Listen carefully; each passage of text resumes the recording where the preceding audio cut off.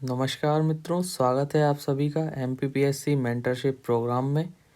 जैसा कि आप सभी जानते हैं कि इस वीडियो सीरीज के माध्यम से हम एमपीपीएससी प्रीलिम्स की सभी यूनिट्स को डिकोड करने का काम कर रहे हैं, जिसके द्वारा हम ये जानने का प्रयास कर रहे हैं कि हमें प्रीलिम्स के सिलेबस को किस तरीके से कितनी डेप्थ में पढ़ना चाहिए, किन किन टॉपिक्स पर हमारा फोकस होना चाहिए, उनके लिए हमें किन सोर्सेज को फॉलो करना चाहिए और कैसे हम चुनिंदा टॉपिक्स को पढ़कर प्रीलिम्स को क्वालिफाई कर सकते हैं इजीली।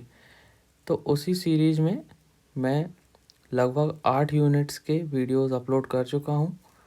अब अंतिम 2 वीडियोस इस सीरीज के बाकी हैं, जिसमें कि आज हम यूनिट 10 जो कि 2024 के सिलेबस से ही मध्य प्रदेश लोक सेवा आयोग के सिलेबस का हिस्सा बनी है। हालांकि ये पहले भी आंतरिक रूप से इसके क्वेश्चन पूछे जाते थे, लेकिन अब इसे एक सेपरेट यूनिट बना दिया गया है, तो इसको हमें बहुत ध्यान से पढ़ना होगा। ये इसका दूसरा वर्ष होगा जब सिलेबस से इसके क्वेश्चंस पेपर में देखे जाएंगे। तो चलिए मित्रों, आज हम डिकोड करते हैं यूनिट 10 ऑफ एमपीपीएससी प्रीलिम्स, जिसका टाइटल है tribes of Madhya Pradesh, heritage culture and folk literature. Madhya Pradesh की जनजातियाँ, उनकी विरासत, उनकी लोक संस्कृति एवं उनका लोक साहित्य।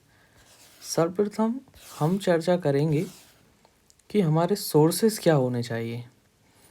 देखिए मित्रों, मैं हमेशा ही किसी एक सोर्स का नाम नहीं लेता हूँ मेरी वीडियो में, क्योंकि मैं नहीं जानता कि किस विद्यार्थी को किस सोर्स से पढ़ना अच्छा लगता है। मैं सिर्फ आपको उन सोर्सेस की अच्छाइयाँ और कमियाँ बताता हूँ जो मार्केट में अवेलेबल हैं।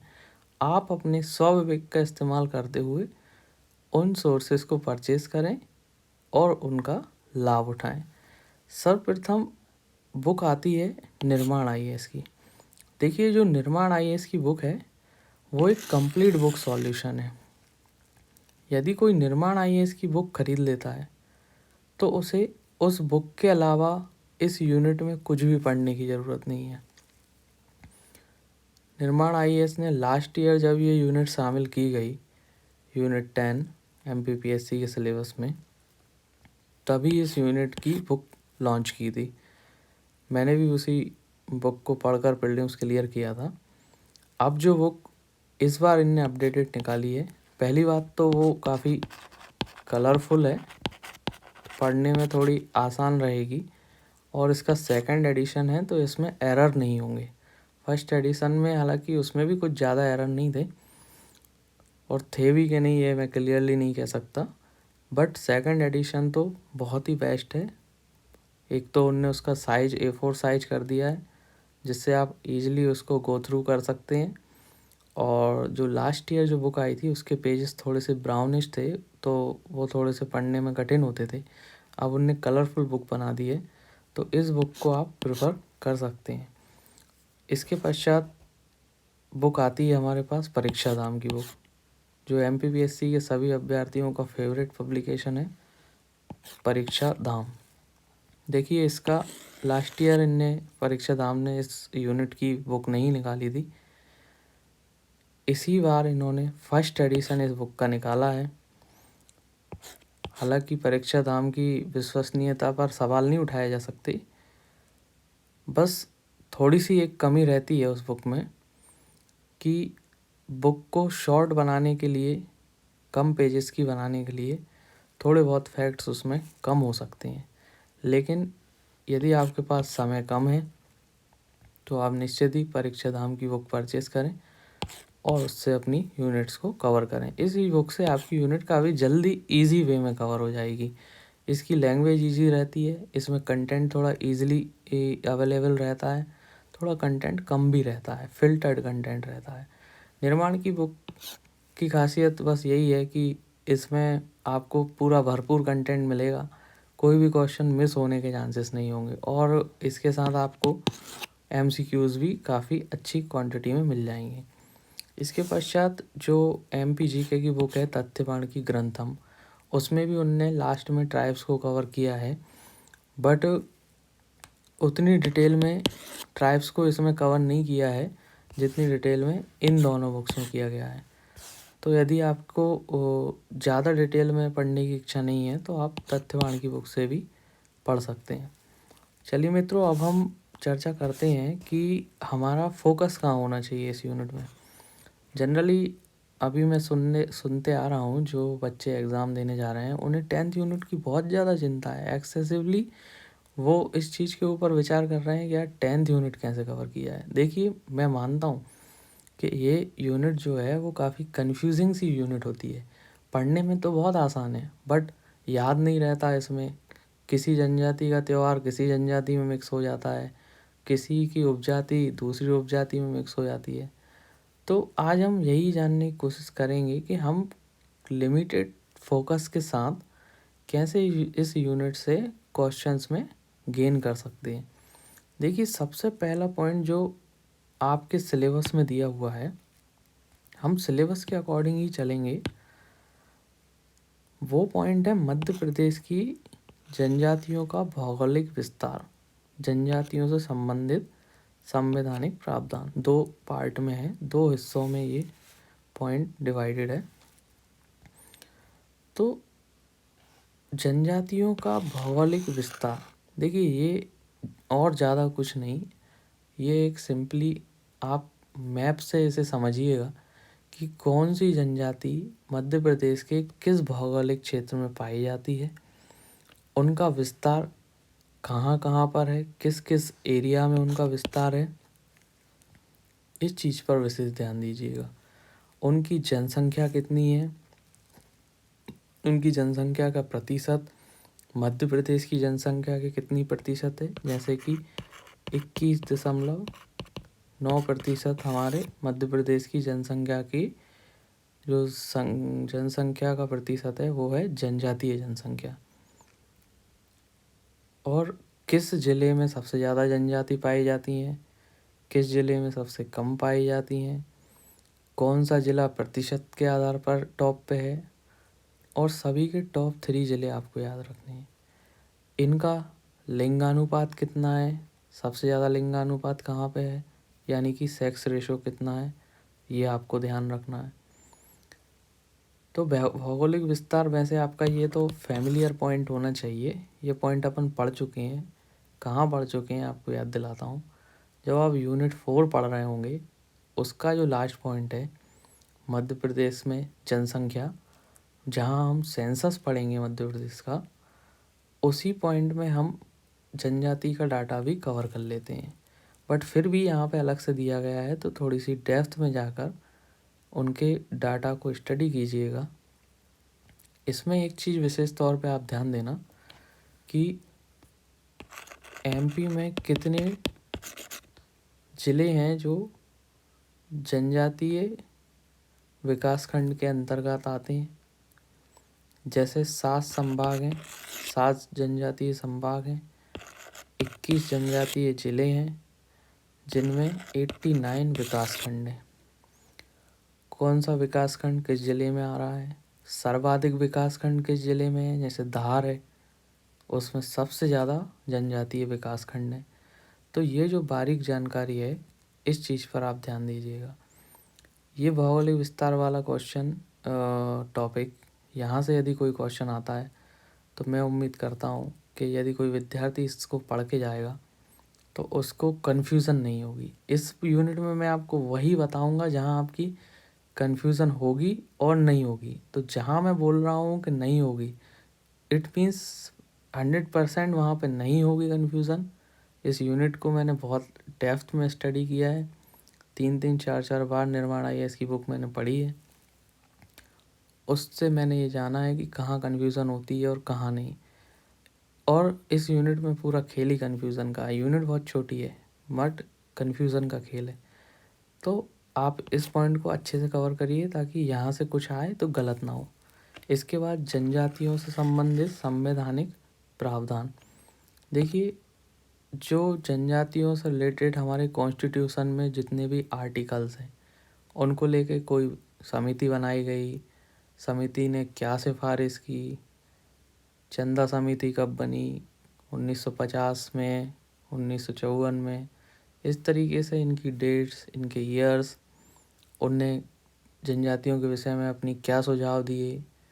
इसके बाद जनजातियों की परिभाषा किस अनुच्छेद में है, जनजातियों को किस अनुच्छेद में वर्गीकृत किया गया है, national commission for scheduled tribe किस आर्टिकल के अंतर्गत आती है। तो ये जो भी कॉन्स्टिट्यूशनल प्रोविजंस हैं, ये इस टॉपिक में आप कवर करना। देखो, जो पहला टॉपिक ये भौगोलिक विस्तार वाला हुआ, इसके बाद ये जो संवैधानिक प्रावधान यानी कॉन्स्टिट्यूशनल प्रोविजंस वाला टॉपिक हुआ। यहाँ से आप पूरे नंबर गेन कर सकते हैं। यहाँ से कोई भी क्वेश्चन आएगा आपसे गलत नहीं होना चाहिए, क्योंकि इनमें गलत होने की संभावना ना के बराबर होती है। यदि आपने इनको अच्छे से याद कर लिया, आपके ये डायरेक्ट हिट क्वेश्चन हो जाएंगे। यहाँ से आप बिल्कुल बिना किसी सोच विचार के क्वेश्चन हल कर देंगे। अब आती हैं थोड़ी सी कन्फ्यूज़न वाली चीज़ें। अब जो सेकंड पॉइंट है उसमें दो चीज़ें हैं, मध्य प्रदेश की प्रमुख जनजातियाँ और विशेष पिछड़ी जनजातियाँ और जनजाति कल्याण के लिए योजनाएं। ठीक है, सबसे पहले मैं पीवीटीजी की बात करता हूँ, पर्टिकुलरली वनरेबल ट्राइबल ग्रुप्स, विशेष पिछड़ी जनजातियाँ। मध्य प्रदेश में 3 ऐसी जनजातियाँ हैं जिन्हें विशेष पिछड़ी जनजाति का दर्जा प्राप्त है। सबसे पहले तो इसमें आप ध्यान रखिएगा कि ये तीनों जनजातियाँ, इनको स्टडी तो करना ही है अपने को, लेकिन पीवीटीजीज क्या होते हैं, किन जनजातियों को विशेष पिछड़ी बोला गया, इनके लिए क्या पैरामीटर होता है विशेष पिछड़ी कहलाने के लिए, कि भाई पुरातन कृषि पद्धति हो और शाइनेस हो, डिक्लाइनिंग पॉपुलेशन हो, क्या इनके क्या पैरामीटर हैं, कब पीवीटीजी वाला क्राइटेरिया हमारे देश में कब से लागू है। ठीक है, तो ये तीनों जनजातियां हैं, छोटी सी हैं, इनको देखिएगा। ये हालांकि अलग से लिखा है पीवीटीजी, हालांकि जब आप ये प्रमुख जनजातियों वाला पोर्शन पढ़ेंगे तो इनमें हम इन्हीं जनजातियों के बारे में पढ़ने वाले हैं। इधर आप अलग से ध्यान दीजिए क्या कि पीवीटीजी को देख लेना कि पीवीटीजी क्या होता है, क्या रिक्वायरमेंट रहती है। अब हम बात करते हैं प्रमुख जनजातियों की, मेजर ट्राइब्स ऑफ एमपी। तो कुछ नहीं, मेनली तो 7 मेजर ट्राइब हैं, भील, गोंड, कोल, बैगा, भारिया, सहरिया, कोरकू। इसमें आपको इन सारी ट्राइब्स को ज़्यादा अच्छे से स्टडी करना है। वैसे तो एमपी में 43 ट्राइब पाई जाती हैं, 2003 से पहले 46 ट्राइब थी। कीर, मीना और पारधी को 2003 में अलग कर दिया गया, तो आज की डेट में 43 ट्राइब्स हैं। लेकिन क्या होता है कि जो बड़ी ट्राइब रहती हैं, हमको उन्हीं के बारे में बहुत ही डिटेल में स्टडी करना है। 43 ट्राइब्स का पूरा डिटेल स्टडी तो हम कर नहीं सकते, इसीलिए जो ये मेन जो 7 ट्राइब्स के मैंने नाम लिखे हैं, आप इन्हें मोटा मोटा स्टडी करके जाइए। इनको एक थोड़ा अच्छे से एक लिमिटेड डेप्थ तक स्टडी करिए, इससे आपके मैक्सिमम 95% क्वेश्चन सॉल्व हो जाएंगे। और जो छोटी जनजातियों से कोई क्वेश्चंस आते हैं तो वो भी आप जब कोई भी बुक परचेस करेंगे तो पहले आपको इन पे विशेष ध्यान देना है। ऐसा नहीं कि उन पे ध्यान नहीं देना, विशेष ध्यान इन पे दीजिए। उसके अलावा कुछ इम्पोर्टेंट जनजातियाँ आप जैसे ही आप रीडिंग करना चालू करेंगे, एक दिमाग का माइंडसेट रहता है, वो ऑटोमेटिकली पिक करने लगता है। तो आपको खुद समझ में आएगा कि ये जनजाति के बारे में पूछा जा सकता है। जैसे कोई आप जब पर्व पढ़ रहे होंगे तो आपने पढ़ा काकसार पर्व किस जनजाति का है, तो आपने पढ़ लिया अबुझमाड़िया जनजाति का है। तो अबुझमाड़िया जनजाति, आपने बस किसी पर्टिकुलर ट्राइब की कुछ ही चीज़ें फेमस होती हैं, तो बस वो जो छोटी जनजातियाँ हैं ना, उनमें बस उनका फेमस चीज़ पढ़नी है। ठीक है, तो इन 7 ट्राइब्स को आपको विशेष तौर पे ध्यान देना है। इनमें भी किस चीज़ पे ध्यान देना है कि कोई भी, जैसा भील है, भील की उपजातियाँ कौन सी हैं, भील किस क्षेत्र में पाए जाते हैं, इनकी भीलों की जनसंख्या कितनी है, टोटल ट्राइब्स की जनसंख्या का कितना प्रतिशत भील है, इनके प्रमुख त्योहार, इनकी प्रमुख परंपराएं। और ये देखिए मैंने नोट भी लिखा है कि मैप में देखकर पढ़ो। मैप में देखकर मतलब आप एमपी का मैप सामने रखो, उसमें मार्क करो कि भाई पश्चिमी एमपी है, पश्चिमी एमपी है तो भाई वहाँ पे अपनी भील है, पूर्वी एमपी है, यहाँ पे कोल है, यहाँ पे आपकी कोल है, यहाँ पे आपकी बैगा है, यहाँ पे आपकी गोंड है, यहाँ पे आपके कोरकू है। इस तरीके से मैप से आप पढ़ोगे तो आपके सामने हो सकता है कि कोई out of the box question prelims में आए, क्योंकि जनजातियाँ हमारे मध्य प्रदेश में, भारत में सबसे ज़्यादा जनजातियाँ हमारे मध्य प्रदेश में हैं और जनजातियों को पूरी तरीके से किसी पब्लिकेशंस के द्वारा कवर करना संभव नहीं है। आयोग कहीं से भी क्वेश्चन उठा सकता है, कुछ भी क्वेश्चन बना सकता है। इसी बार कुछ क्वेश्चन एक दो ऐसे आए थे जो बुक्स में नहीं थे, जो सिर्फ एक गैस के तौर पे या फिर एक लॉजिक के तौर पे सॉल्व किए जा सकते थे। उसमें आपको ये ट्राइब्स की मैपिंग हेल्प करेगी, जिसमें आपको पता रहेगा कि यार इस ये वाली जनजाति इस रीजन में पाई जाती है, तो वहाँ से आप कुछ ऑप्शंस एलिमिनेट कर पाएंगे। इसलिए बोल रहा हूँ कि जनजातियों में मैप देख के पढ़ना। और देखो, जब आप ये वाला पोर्शन कवर कर लोगे ना, तो जो थर्ड पॉइंट है सिलेबस का, जनजातियों की संस्कृति कि कस्टम क्या है, उनके फेस्टिवल क्या हैं, उनकी भाषा क्या है, उनकी बोली, उनका साहित्य, ये सारे पॉइंट आपको इनमें कवर हो ही जाएंगे।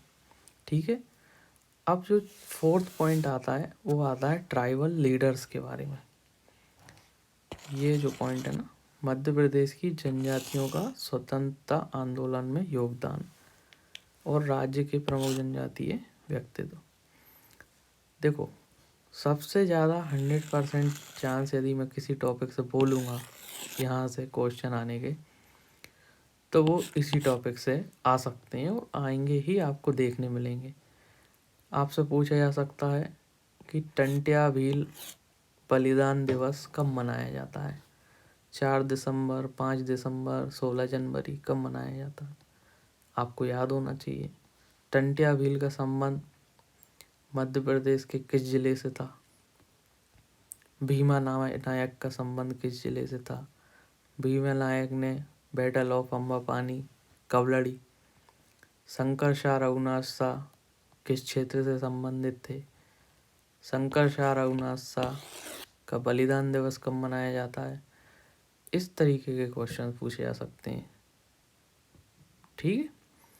तो आपको ट्राइबल लीडर्स, बादल भोई, इस तरीके के जो आप जब बुक से पढ़ेंगे उसमें आपको बहुत सारे ट्राइबल लीडर्स के नाम मिलेंगे। मैं इम्पोर्टेंट एग्जांपल दे रहा हूँ, तो इनको विशेष तौर पे ध्यान देना है। और देखो, आपने ये ट्राइबल लीडर्स पढ़ लिए ना, इनमें भी गलती होने के 0 चांस होते हैं। एक बार आपको याद हो गया कि भाई वो शंकर शाह रघुनाथ शाह थे, जबलपुर के आसपास के थे, वहाँ इन्होंने गतिविधियाँ की क्रांतिकारी, तो आपको याद हो गया कि भाई जबलपुर के थे। ऐसे ही आपको बादल भोई है तो वो छिंदवाड़ा से थे, तो आपको याद हो गया। इसमें भूलने ऐसी क्या चीज़ है?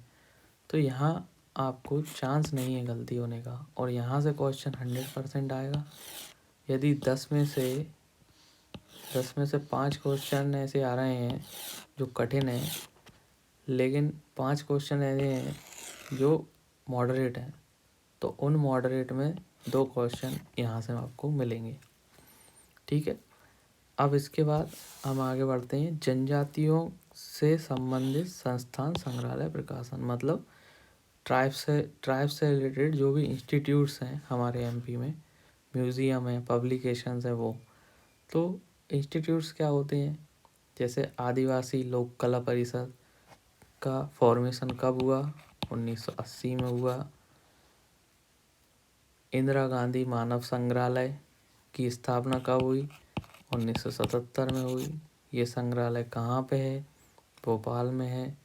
जनजातीय संग्रहालय कब बना? जनजातीय संग्रहालय कहाँ है? बादल भोई संग्रहालय कहाँ है कि भाई 1954 में बना कि 56 में बना। बादल भोई संग्रहालय का नाम बादल भोई संग्रहालय का नाम बादल भोई के नाम पर कब रखा गया? 1997 में रखा गया।